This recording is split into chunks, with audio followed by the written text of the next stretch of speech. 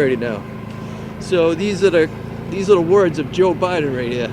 If I can get my phone, that's okay. You have to read it for me because I don't have my glasses. Yeah, it's gonna be hard. Breaking news. This Trump supporter has video proof that Joe Biden is a caught criminal. Watch this. So he said, we are in a situation where we have put together, and you guys did it for President Obama administration before this.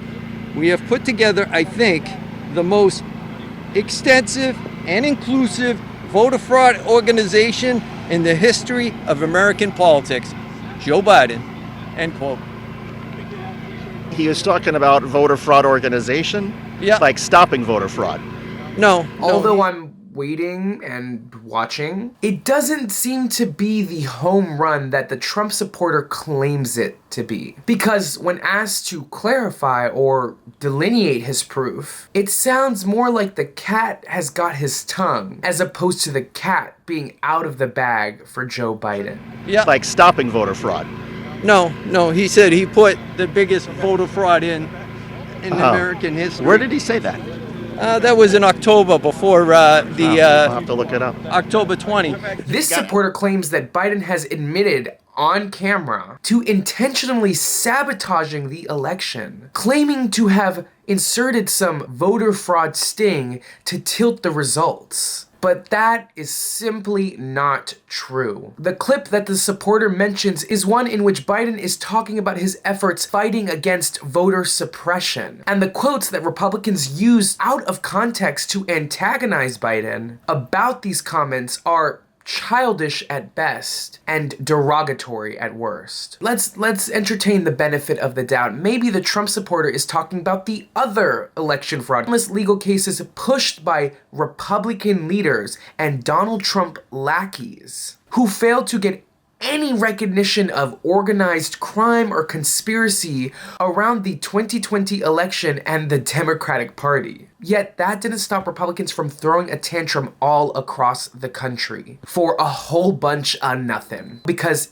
election fraud isn't happening. It's not a conspiracy. But things only escalate when the bottom feeders at Fox News latch on to the flimsy argument, intentionally pushing lies and misinformation that continue to red pill obedience and animosity into the right-wing base. It's election day in an off year, but there's a lot of action on the local level. Plus, it gives them a dry run when no one's watching for the presidential.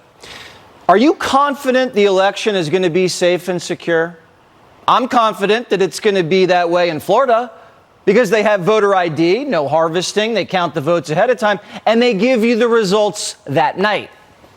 But we need confidence in every state or else we lose faith.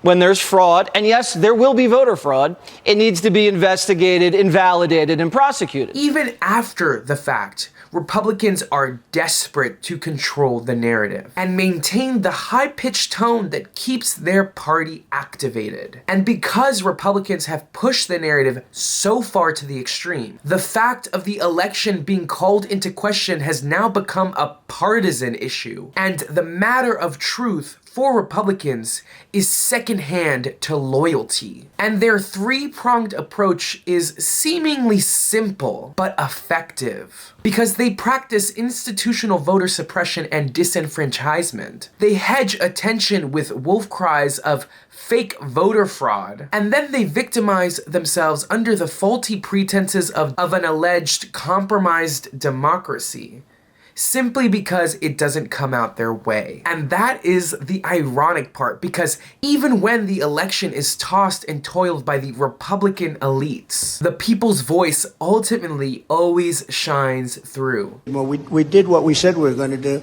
but then we could have done more, and we had it all bought, and we had the election was ended and rigged, by the way, and we didn't take over. And what they did, and this is the first time I realized they were serious because I thought they were playing games, I realized they didn't want to build security. They wanted to have an open border.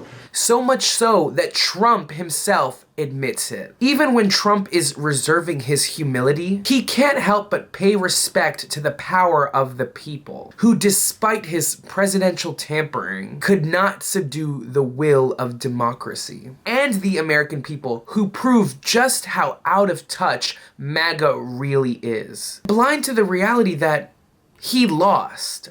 And Republicans really haven't made it easier for themselves, as they once again hedge their bets on Trump pulling out a win for 2024. I'm not sure I would put my eggs in that basket, lest we face another World War III. This is Adrian Costa with Rebel HQ. Make sure to like, comment, subscribe, and check back for more videos. See you guys soon.